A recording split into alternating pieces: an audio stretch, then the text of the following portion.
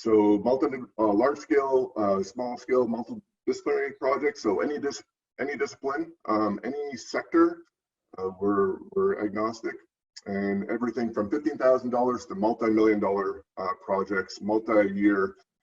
We cover it all, and we have a really high success rate, 95%, over 95% on our applications, and it's quick, it's simple, and we're there to help you the whole way.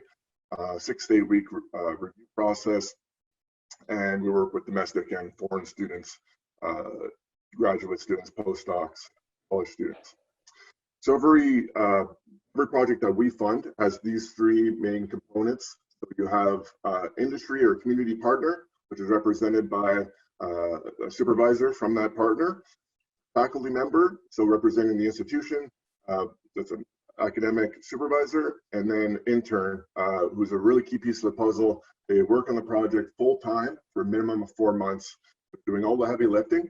But unlike other internships, they're being co-supervised, so there's a lot of they get a lot of oversight, a lot of support, and the companies and the partners on the project, they get a lot of control and visibility into what's being done in terms of research. They also get to test out talent. So these are graduate students, postdocs, and college students. Must be full-time. In terms of eligible partners, any private sector company in Canada and our partner countries are eligible, any size. So, if a company gets developed out of this program, Hacking Health, you incorporate that morning, you're now eligible to receive our funds. And then likewise, large multinational companies, affiliate providers, crown corps, and eligible not-for-profits, and a bit of our logos there, just some of the companies that we've been.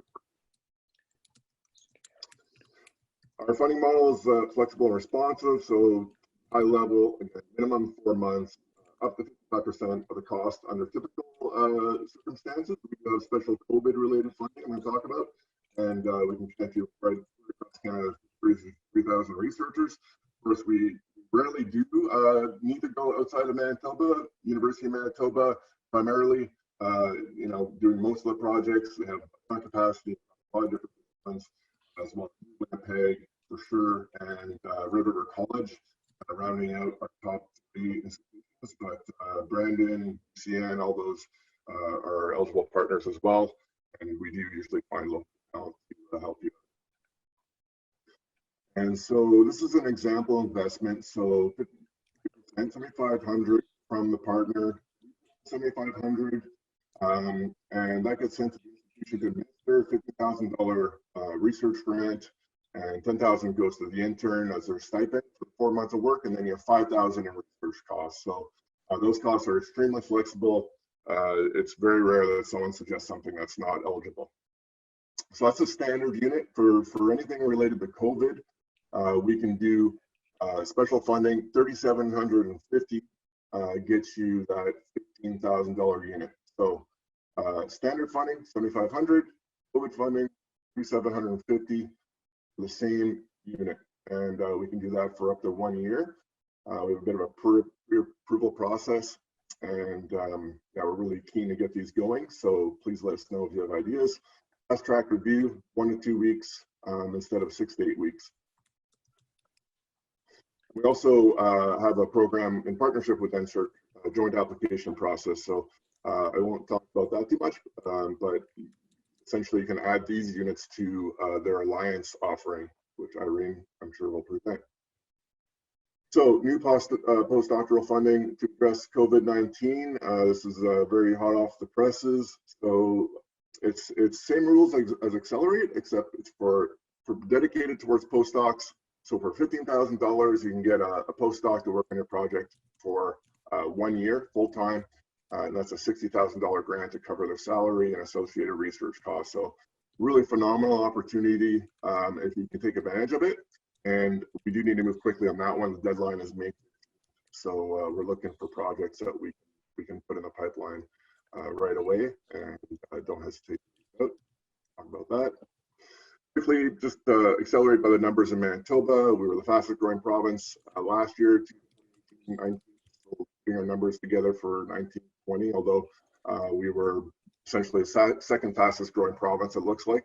So continuing to grow, which is awesome. We're growing our team, which is really cool. And 340 research units proposed. So those 4-month units. And so that's about $5 million in total funding. About half comes from industry and international projects from Japan and the United States.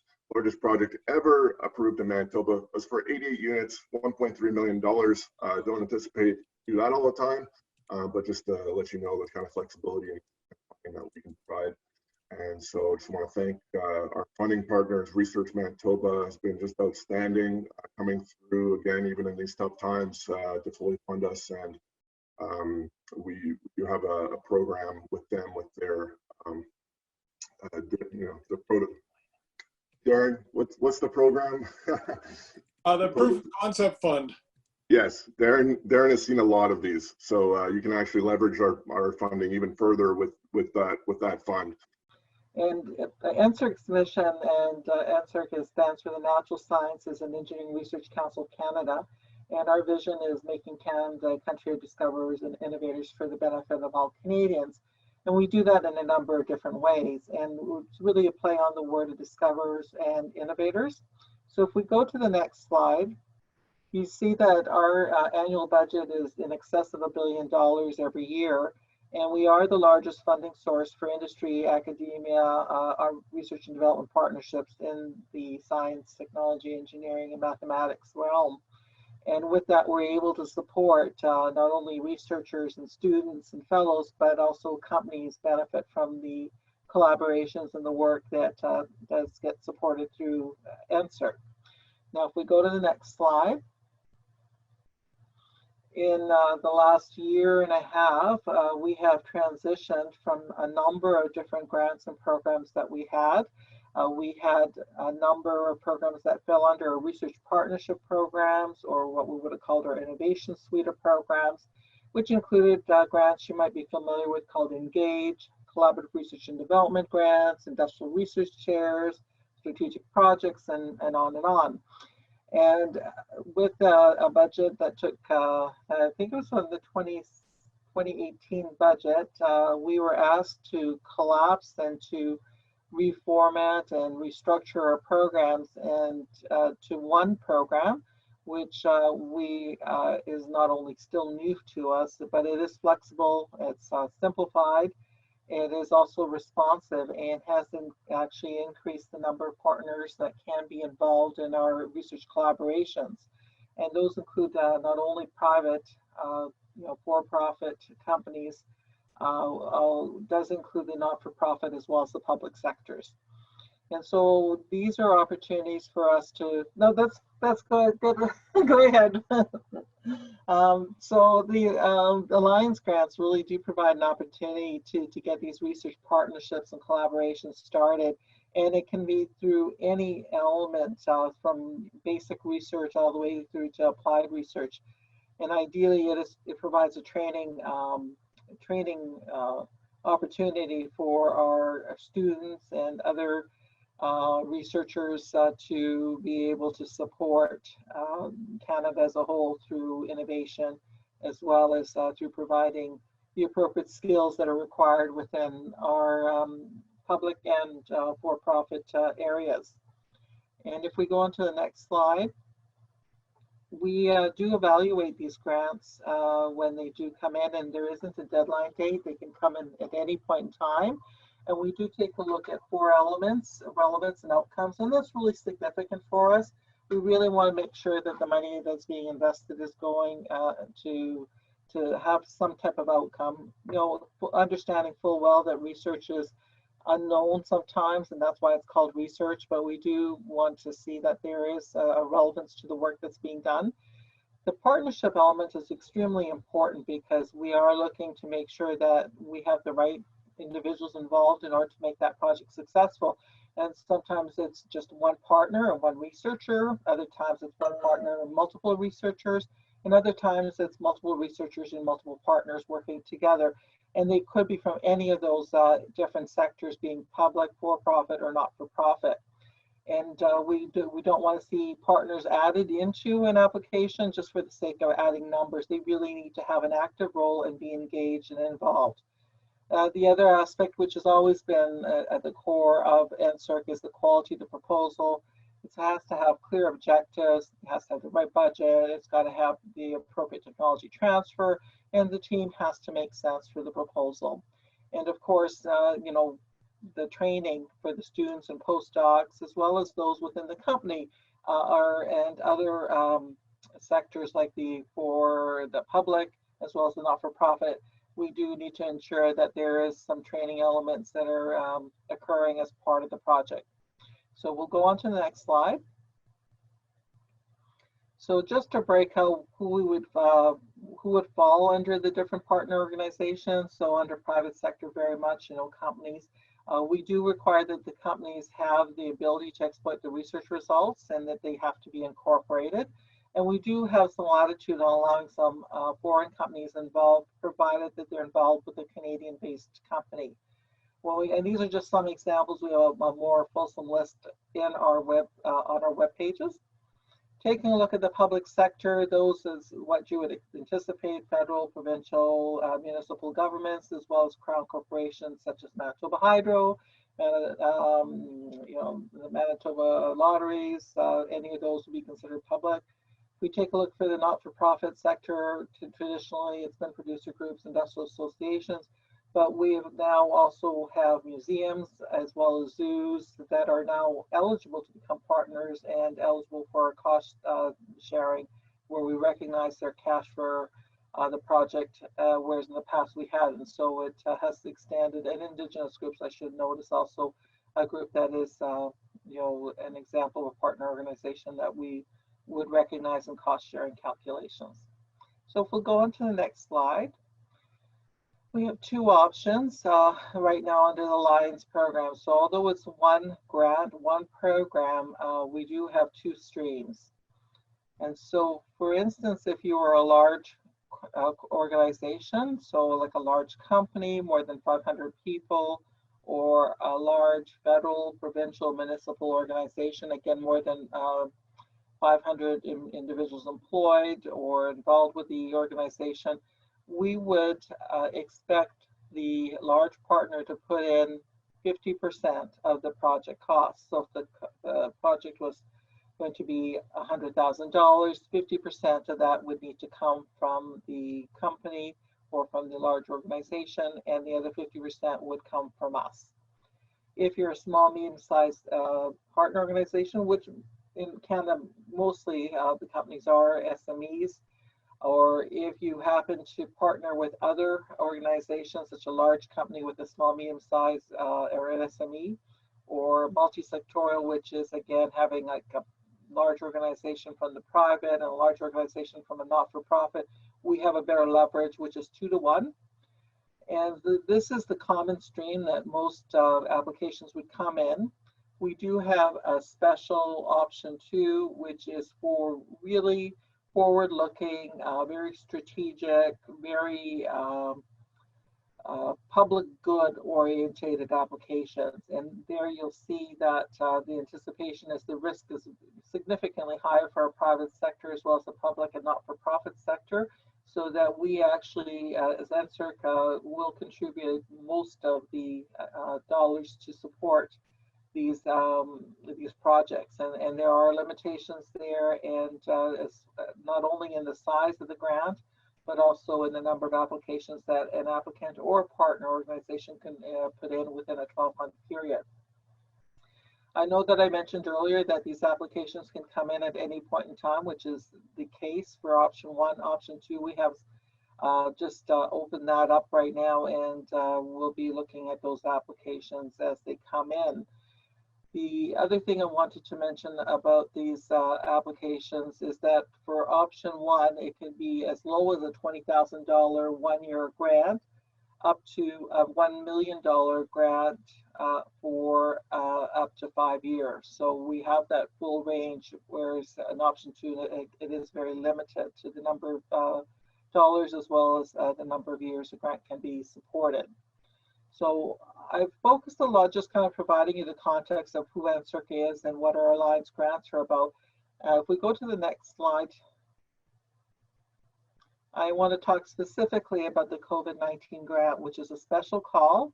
It is still, framed within the Alliance projects, but it is different in the sense that the research must be directly related to the COVID-19 pandemic, and it can span a number of different aspects. It cannot be in the medical realm, so it's not clinical trials or anything like that, but it could be involved with equipment, it could be involved with production, it could be involved in a unique set of circumstances. For instance, right now we know that the environment and air pollution is much better than it was prior to COVID-19. So maybe this provides a unique opportunity to provide some specific research to understand some other elements that are not related to the COVID-19 per se, but as a result of it occurring, has provided these unique research experiences.